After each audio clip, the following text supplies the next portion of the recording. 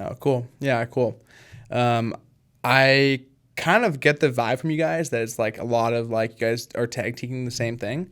One thing I've seen in my business partnerships and like with Nick, for example, is like we have our lanes so clearly defined and we know exactly like what what each one of us is doing, and it allows us to literally take ownership and grab the entire thing like and just run with it without having to like in previous times, right? Like I've had partnerships where we didn't have that defined and I'm going back and forth. Like, what do you think about this? What do you think about this? And it creates so much friction in the growth and development. So how do you navigate that being like a duo where you're working on effectively a lot of the same stuff? Do you have to collaborate on every idea, or do you guys kind of like, I accept your judgment and just run with it? That is a great question. And I think when we were first getting started and we were building the foundation of everything, we had to go back and forth on every single idea. We were, what do you think about this? What do you think about this? And Rachel and I had a lot of tension that started to build up. One of the biggest things that we have learned is... What kind of tension? I don't like your idea. Like in the back room of events, you're like, wrong. what's going on? Why did you do it this way? Are you kidding me?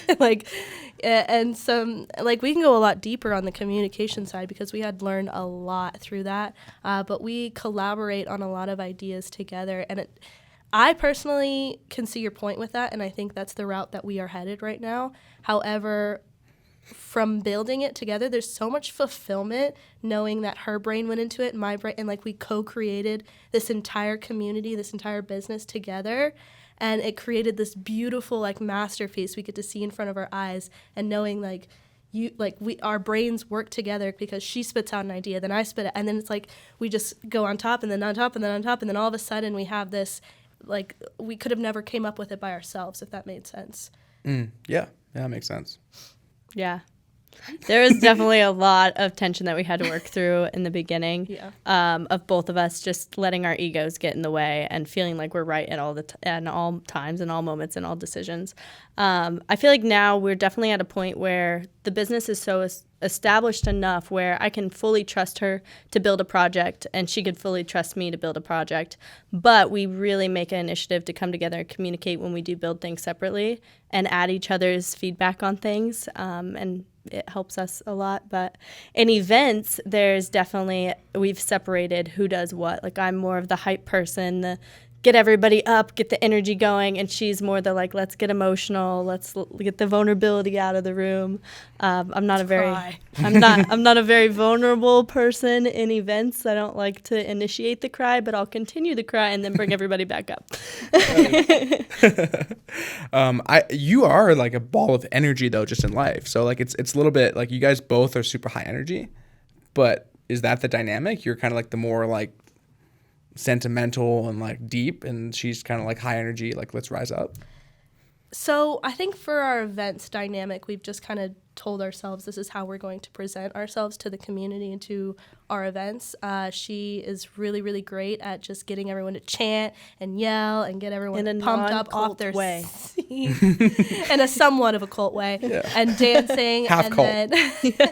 Then one of the biggest things with vulnerability is you have to share something. You have to talk about something hard. You have to, go deep within yourself and present that for people to feel safe enough to communicate with one another.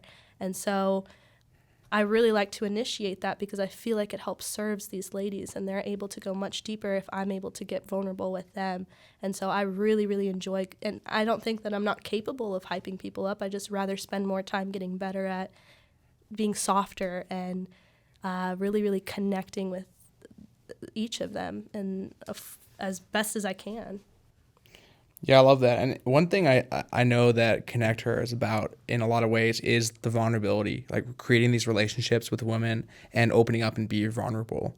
How do you create and foster that kind of that environment where people feel open to be able to be that way, to be more vulnerable and not so closed off? Because I feel like society is, we're so, we're operating in a digital first world now. Mm-hmm. And it's all about showing how great you are to the world.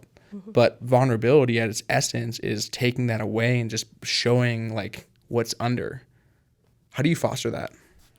I feel like it's a combination of both, because and that's something that we get from feedback from our community the most, is that is what's unique about our events, is the vulnerability aspect.